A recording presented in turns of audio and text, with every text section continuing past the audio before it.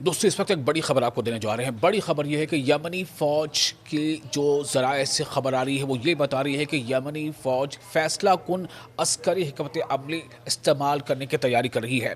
किसके खिलाफ? सबसे बड़ा सवाल ये है। ये इसी मामले से जुड़ी बड़ी खबर है जो इस वक्त अभी मिड ईस्ट में पूरा टेंशन बना हुआ है और अमेरिका बनाम ईरान जो हालात बने हुए हैं। अगर इस बार जंग छिड़ती है तो ये मार्का ताकत के तवाज़ुन को मुकम्मल तौर पर बदल देगा, जिसमें चौंका देने वाले और खौफनाक ऑप्शंस शामिल होंगे। ये यमनी ज़राए से यानी यमन के ज़राए से खबर सामने आ रही है और एक दो टूक इंतबा इसमें दिया गया है।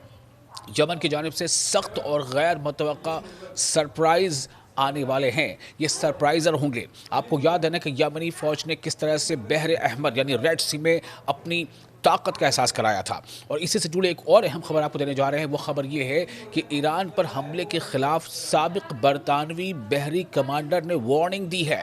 जी हाँ, ये बरतानवी बहरी कमांडर है यानी नेवल, और ये बहरी कमांडर है, इंडियन नेवी के कमांडर हैं। इनकी वार्निंग है ईरान पर हमले के खिलाफ। उनका कहना है कि ईरान पर अगर हमला किया गया तो ये किसी भी सूरत में जो अटैकर हैं जानी अमेरिका, उसके लिए बिल्कुल ये सूदमंद साबित नहीं होगा। ये एक बहुत बड़ा बड़ा जो इसमें डेवलपमेंट है। बहर अहमर का तजुर्बा अभी जहनों में ताज़ा है लोगों की। आपको याद, बहर अहमर मतलब रेड सी। आपको याद होगा कि रेड सी पर किस तरह से लगातार जब यमन के हौसी बागियों ने, यहाँ तो मामला तो सिर्फ यह था कि यमन के जो हौसी फाइटर्स हैं उन्होंने इसराइल को टारगेट किया था, लेकिन अभी खबर यह आ रही है कि यमनी जो फ़ौज है वो भी और यमन के हौसी फाइटर्स, इन्होंने खुली वार्निंग दी है कि अगर ईरान पर हमला होता है तो उसके पास कोई ऑप्शन नहीं बचेगा सिवाय ये कि पूरी तरह से वो इस जंग में कूद जाए और वो अमेरिकी मफादात को लगातार निशाना बनाएगा।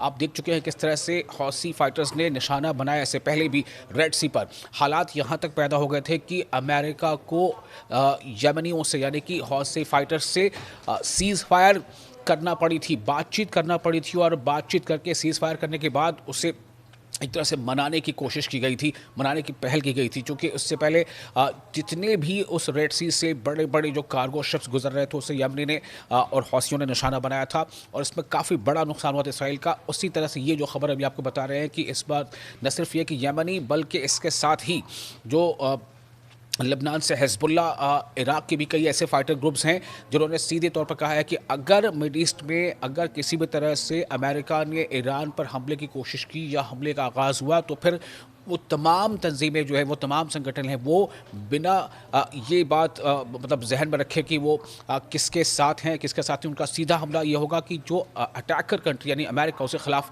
उनकी हर कोशिश होगी।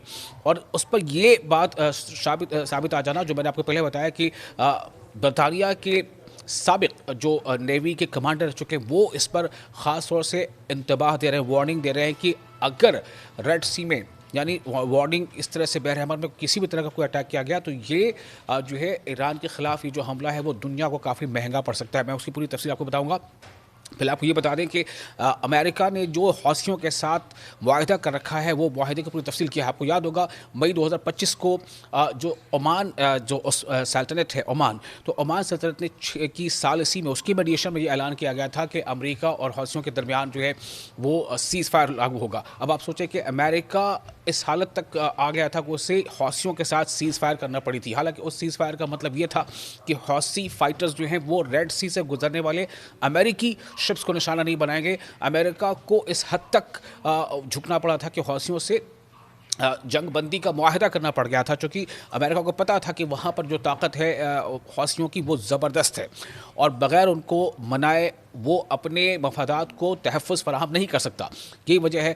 अब आप सोचें कि उसी हौसी फाइटर्स ग्रुप्स ने और यमनी फ़ौज ने बाज़ाब्ता यह कह दिया है कि अगर हमला होता है ईरान पर तो वो हर तरह से इसका सामना करेंगे, यानी कहीं ना कहीं वो ईरान के हक़ में अपनी आवाज़ बुलंद कर रहे हैं। तो वो जो अमेरिका के साथ मुआहदा हुआ था, मुआहदे के मुताबिक दोनों फरीक एक दूसरे को निशाना नहीं बनाएंगे, ख़ासतौर पर बहर अहमर यानी रेड सी और बाबुल मंदब में अमरीकी और तजारती जहाज़ों पर हमले नहीं करेंगे। ये उस वक्त मुआहदा था, लेकिन अब हौसी फाइटर्स का कहना है कि वो उन तमाम शिकों को, माहदे को वो भूल जाएंगे जो अमेरिका के साथ किया गया था। चूँकि अमेरिका जो है अब खुद इस पूरे खित्ते पर जो अरब खित्ता है या मिड ईस्ट है जिसे हम मिडिल ईस्ट कहते हैं या मध्य पूर्व कहते हैं, उस खित्ते पर अमेरिका हमलावर हुआ है। इस माहे के तहत अमेरिका ने हौसियों के खिलाफ फ़िज़ाई हमले और बमबारी रोक दी, खासतौर पर वो हमले जो अमेरिकी या गैर मुल्की जहाज़ों को निशाना बनाने के जवाब में किए जा रहे थे। लेकिन हौसियों के वादे क्या थे? हौसियों ने इस बात की ज़मानत दी कि वो अमरीकी बहरी जहाज़ों या अमरीकी अहदाफ को निशाना नहीं बनाएंगे, जिसके नतीजे में अमेरिका ने अपनी अस्करी कार्रवाइयाँ मुअत्तल कर दी थी। तो ये मुकम्मल जंगबंदी नहीं थी। और अब इसी हौसी फाइटर्स ने जिनके लिए अमरीका जो है जिनसे सीज़ फायर करने पर मुआहदा करने पर मजबूर हुआ था, अब उन्होंने वाज़ेह कर दिया है कि यह मुआहदा इसराइल के खिलाफ कार्रवाइयों या दीगर गैर अमरीकी अहदाफ पर लागू नहीं होता। यानी उन्होंने सिर्फ अमरीकी अहदाफ को निशाना न बनाने पर रजामंदी जाहिर की, जबकि दीगर महाजों पर कार्रवाई जारी रखने का इंदिया दिया था। ये माजी की बात बता रहा हूँ आपको, लेकिन अब वो खुले तौर पर कह रहे हैं।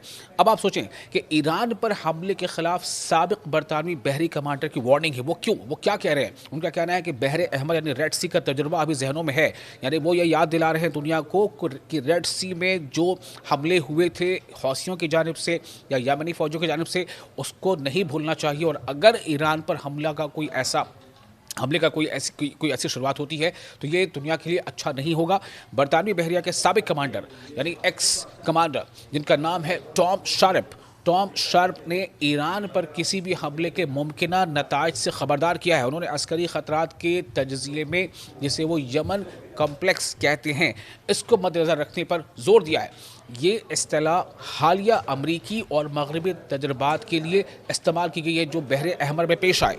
अब आप सोचें कि बरतानिया यानी ब्रिटेन के नेवी के एक्स कमांडर वो वार्निंग दे रहे हैं कि ईरान पर हमला करना, अगर किसी भी तरह से सूरत ये नौबत आती है तो ये किसी भी सूरत में दुनिया के लिए हक़ में बेहतर नहीं होगा, खुद अमेरिका के हक़ में बेहतर नहीं होगा। टॉम शार्प के मुताबिक, टॉम शार्प जो बरतानिया के एक्स नेवी कमांडर, उनके मुताबिक बहरे अहमर यानी रेड सी में अमरीकी और मगरबी अफवाज को जिन मुश्किलात का सामना करना पड़ा वो अब वाशिंगटन और कई मगरबी दारुल हुकूमतों में मुस्तक़बिल के ख़तरात नापने का पैमाना बन चुकी हैं। उन्होंने कहा कि ड्रोन से बचाव के लिए बहरी मशक़ें और फ़ौजी तैयारी दरअसल अंदरूनी हम आहंगी और दिफाई तैयारी को तेज़ और बेहतर बनाने के इक़दाम हैं। टॉम शार्प ने दावा किया है कि ये मशक़ें बराह रास्त यमन खौफ कॉम्प्लेक्स से जुड़ी नहीं है, अगरचे बाद में उन्होंने ये तस्लीम किया कि ईरान की बहरी जहाज शिकन सलाहियतों की तारीफ़ करना एक दानिशमंदाना कदम है। वापस सोचें, ईरान की तारीफ़ की जा रही है, कौन तारीफ़ कर रहा है? ये बरतानिया के एक्स कमांडर है, नेवी कमांडर, वो ये कह रहे हैं कि जो ईरान की सलाहियत है जिसमें वो बहरी जहाज़ शिकन यानी बहरी जहाज़ों को निशाना बना सकता है, उसे डिस्ट्रॉय कर सकता है, ये ताकत ईरान के पास ज़बरदस्त है और इसको मलहूज़ नज़र रखना चाहिए। इनके मुताबिक तेहरान के पास इस मैदान में वसी हथियारों का ज़ख़ीरा मौजूद है, जिसमें सिर्फ किस्मत के अंसर की कमी है। यानी कि अगर लक फेवर किया ईरान का तो अमेरिका को इसमें भारी मुश्किल पड़ सकती है और ईरान जो है वो भारी पड़ सकता है अमेरिका पर। वो ये इस बात का एहसास दिला रहे हैं। ये तमाम बयान ऐसे वक्त में सामने आए हैं जब दुनिया के सबसे ताकतवर बहरी क़ुव्वत को शदीद झटकों का सामना करना पड़ा। यमन ने, जी हाँ, यमन ने बहरे अहमर, बहरे अरब और यानी अरब सागर और खलीज अदन में एक नया बहरी तवाज़ुन मुसल्लत कर दिया है, जिसके नतीजे में अमरीकी बहरी जहाज़ों पर हमले हुए और तैयारा बरदार बहरी बेड़ों को इलाका छोड़ना पड़ा था, जैसा कि सरकारी ऐलान में बताया गया। ये पेशरफ बिलाखिर इस मकाम पर ख़त्म हुई कि अमरीका के साबिक़ सदर डोनाल्ड ट्रंप ने हौसियों की ताकत को तस्लीम किया और अमानी सालिसी के ज़रिए उनके साथ मुआहदा किया। तो एक बार जब डोनाल्ड ट्रंप इसका मज़ा चख चुके हैं, उन्हें एहसास कराया जा चुका है हौसियों के जानिब से कि अगर रेड सी में कोई बादशाह है, रेड सी का कोई कलंदर है, रेड सी का कोई अगर बाजीगर है तो वो है हौसी।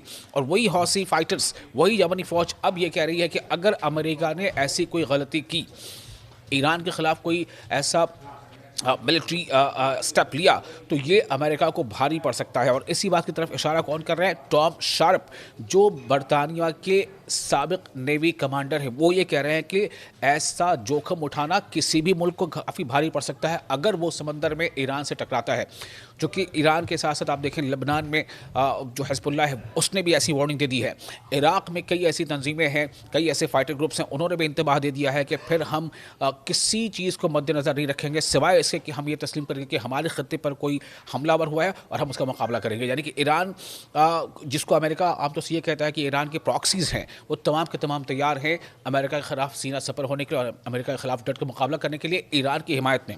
और जैसा मैंने आपको पहले बताया, किसी भी खबर ये काफ़ी अहम है कि अब जो सऊदी अरब की तरफ से जो सिग्नल्स आ रहे हैं, जो वहाँ से इशारे आ रहे हैं, वो यही हैं कि सऊदी अरब किसी भी सूरत में अपने मिलिट्री बेसिस को या अपने एयर स्पेस को ईरान के ख़िलाफ़ इस्तेमाल करने की इजाज़त नहीं देगा। तो ये तमाम ऐसी ताकतें, इसलिए लग रहा है कि अब जो मिड ईस्ट की जो प्रोबेबिलिटीज़ थी अमेरिका के फेवर में, वो कहीं ना कहीं उसके दरवाजे अब बंद होते जा रहे हैं और ये हौसियों का अब नया ऐलान ये भारी पड़ सकता है।